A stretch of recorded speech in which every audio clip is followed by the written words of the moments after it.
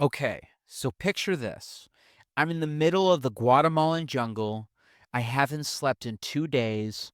I might have a 102-degree fever, and I'm halfway up a freaking volcano, while the volcano next to me is literally erupting. Why? Because instead of booking a normal vacation, I decided to backpack across Central America using nothing but broken down school buses, street tacos, and sheer delusional confidence. And somehow, this wasn't even the sketchiest part. This story includes a near arrest at the Belize border, beer being thrown at me while tubing through a jungle river in Guatemala, Andrew hooking up with a Brazilian girl on a rooftop bed, and me nearly dying in front of 30 Australians while trying to act chill. If you've ever wondered what it's like to completely, gloriously get lost, this is the episode. Roll the chaos.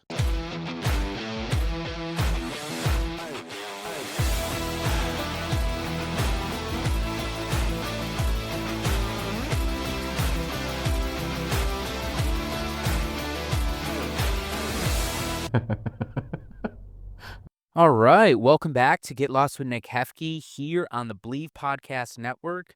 Ladies and gentlemen, if you've been following along, today I'm taking you on one of the sketchiest, most insane, somehow still legendary journeys I've ever done. We're talking near arrest at the Belize border, buses that should be in a museum, river beer chugging in the jungles of Guatemala, in a full-blown fever hike up a volcano while a volcano is erupting in front of me. So welcome to Central America Unhinged. Buckle up. So I'm with my boy Andrew. We're in Belize City, aka the place where even the taxis look like they've got a criminal record. We get in this old ass car. Drivers got dreadlocks, reggae's blasting, no seatbelts, but the energy immaculate. Dude drops us off at the bus station like, good luck, man, and disappears into traffic. We're expecting chaos. We're thinking broken windows, farm animals, maybe an exorcism in the back row. But plot twist, the bus is actually okay. Small collectivo van, not luxurious, but no chickens, no mysterious smells. So we're thinking win. So we roll through Belize, beautiful countryside, super chill, and hit the Guatemalan border. Now, the last time we crossed here, or at least the Belize border agents made it seem like we were smuggling fucking meth through the border. But this time, Guatemala's like, hey, bienvenido, amigos. So smiles, stamps, we're in. So now, right across the border, waiting for us, is what I can only describe as a zombie apocalypse school bus. This thing is older than my grandmother's favorite cooking utensil. It's dented, it's rattling, and the door was held with what looked like a shoelace. But it's going to Guatemala City, so we get on. Within seconds, we are the main attraction. Locals staring like, who let these two gringos in here? One lady literally clutched her baby like, oh my gosh, do you want to meet my child? Will you take care of us? Will you help us? But we lean into it, smile, wave, feeling like celebrities. And, we were probably the only white people these people have ever seen because we were taking a local bus. We screwed up. The travel agent gave us the literal local bus opposed to the nicer, collectivo buses or the big, huge double-decker sleeper buses.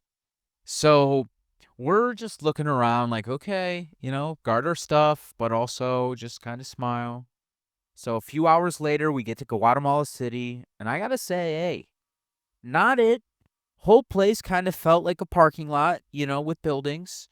We eat some what looked like street tacos, dodgy, sketchy stares from dudes in alleys, and we bounce out of there fast. Because we've got our sights set on Samuk Champay, a literal jungle paradise. Waterfalls, turquoise pools, rope swings, total Narnia vibes. But getting there, my God. We get tossed into this janky ass van bouncing through mountains like it's trying to eject us. Roads optional, potholes everywhere. One turn felt like we were about to meet God. Eventually, we roll into this dusty little jungle village, Lankeen. It looks like time stopped there in 1943. Donkeys in the streets, people cooking over fires. I'm like, are we in a Nat Geo documentary? But then we walk into Zephyr Lodge, and a holy shit.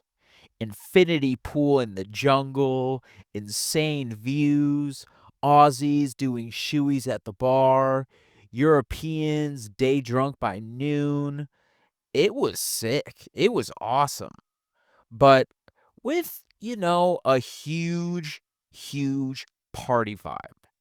In the tour, absolutely legendary. That's what everybody went there for. And that's what G Baby and I were there for. So you float down this river in a tube, and staff from the hostel are on the banks throwing beers at you while you float.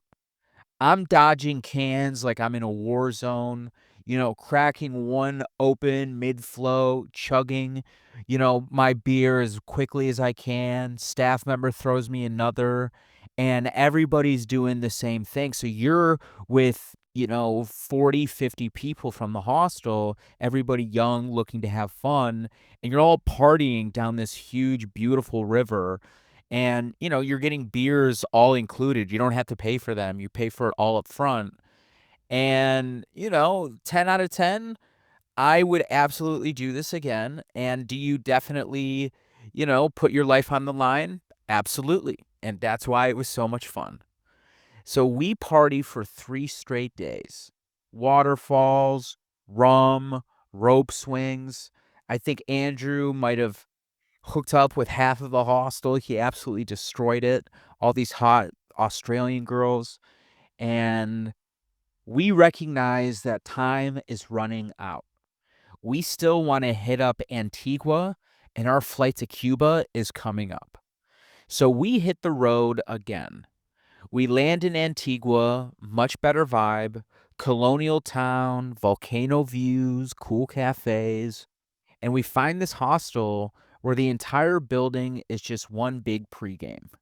Where we walk in during the NFL football playoff game, Cowboys versus Packers, the infamous did Dez catch it game, and there's a Texan dude screaming. And I'm like, dude, it's not even like your favorite team. Why are you freaking out so much? And next thing I know, him and Andrew are arguing, and the whole thing is just absolutely hysterical. And that night ended up being an absolute massive bender. Everyone's drinking, yelling, bonding, perfect chaos. And next morning, my body completely shuts down. I wake up in full meltdown mode.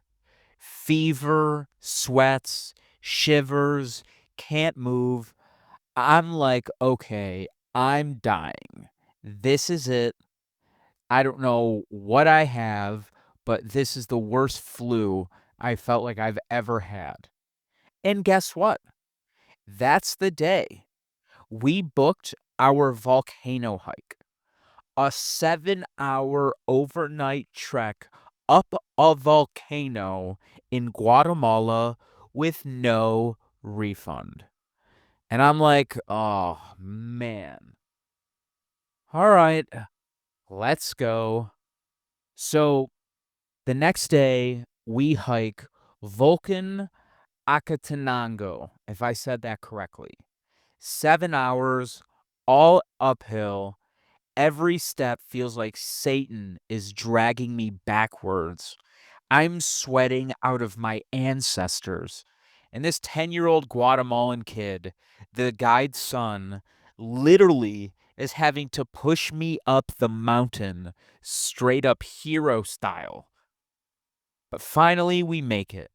We reach the summit, and I swear to you, right in front of us is Volcan Fuego, actually erupting.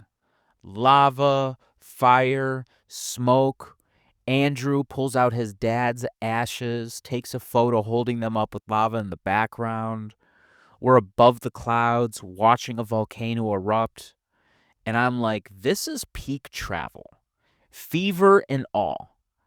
We freeze our absolute asses off that night, sleep in tents. And I, honest to God, think this is my last day on earth. I am dying from my fever and just whatever illness I have, the flu. So the next day, we hike back down, and I survive, barely. And now we have to figure out how to get all the way back to Cancun for our flight. Because our flights are going to Cuba, and that's why we came to Central America, is because we wanted to be the only Americans that we know of to go into Cuba on U.S. passports when it was forbidden. And to get back to Cancun, where our flight was leaving to get to Havana, we need to figure out how to get there. And flights, well, 400 US dollars each, one way from Antigua or Guatemala City to Cancun. Yeah, not happening. So we decide to bus it again. I call this part the Pain Express. We go Antigua to Guatemala City on a decent collectivo, Guatemala City to the Belize border on the absolute sketchiest school bus style bus I've ever been on, the Belize border to Belize City on another what felt like an absolute slave bus. And then we go from Belize City to the Mexican border on a pretty decent collectivo. And then finally, an ADO bus to Cancun, which was really nice and had air conditioning and everything. And in the middle of all this, Andrew almost gets arrested. He can't. I don't know why the immigration border or agents over in Belize hates him, but he casually hands, not throws, just like kind of drops his passport to a Belizean immigration agent. She absolutely loses her mind. She starts threatening him. You want to go to jail? You want to see jail? And I'm dying laughing, but I'm trying not to get in the whole middle of all this as well. I don't want to go to jail. So I'm just sitting there silently, filming with my eyes, trying not to laugh. And he talks his way through it. We finally make it back to Quetzal Hostel in Cancun, one of our favorite hostels in the world. Whole crew's waiting for us, like we're coming back from war. Andrew, he I now introduce him, and they're all finally extremely excited because I'm like, this is the guy I've been telling you about. They're all super excited to have him, and he's like, dude, this place is unreal. That night, we send it again. Andrew ends up hooking up with a Brazilian girl on the rooftop bed, like actually on the rooftop bed. Everyone else is smoking, laughing, watching the stars, picking on each other, beautiful chaos. And just like that, boom, we're off to Cuba. So if you enjoyed that story, smash the like button, hit subscribe, and share this with the most unhinged traveler you know. I've got way more coming, more stories, more chaos, more places to get lost in. This is Get Lost with Nick Hefke. I don't follow maps, I follow madness. See you next week. Thank you, everybody.